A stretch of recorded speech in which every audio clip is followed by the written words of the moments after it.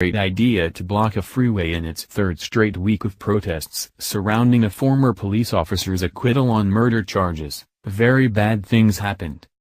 When protesters in St. Louis decided it would be a great idea to block a freeway in its third straight week of protests surrounding a former police officer's acquittal on murder charges, very bad things happened. Police managed to get the group off the road, ordering them to the ground and systematically handcuff them and put them in the back of police transport vans for a quick trip to jail. One of the protesters was State Representative Bruce Franks Jr., who was shocked that he got arrested for blocking a public right-of-way. This was the second mass arrest since the acquittal of former officer James Stockley in the 2011 shooting death of Anthony Lamar Clark. He was found not guilty on September 15. On September 17, 130 protesters were arrested in what they called a killing operation, an action that prompted complaints and misconduct lawsuits from the ACLU and others.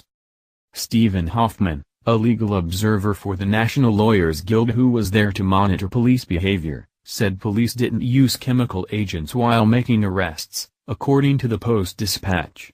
The detail is crucial as the ACLU's earlier lawsuit centers on police misusing chemicals like pepper spray during the previous mass arrest. No retaliatory lawsuits have yet been filed in the wake of Tuesday night's arrests. The St. Louis Post-Dispatch reports the scene.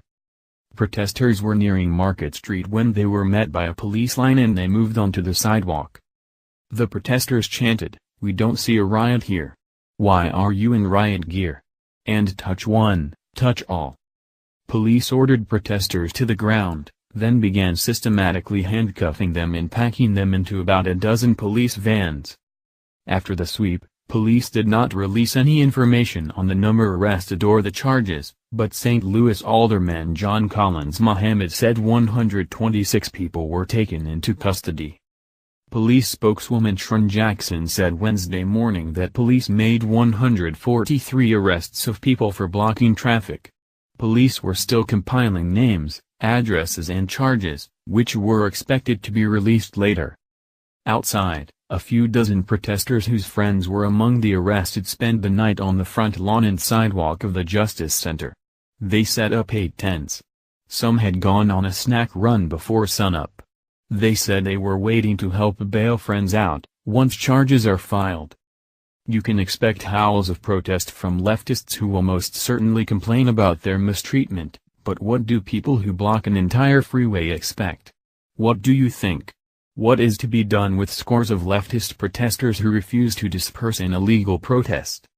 Having the police arrest, handcuff them and haul them off to jail en masse is probably better than running them over. What do you think? Sound off below with your comments.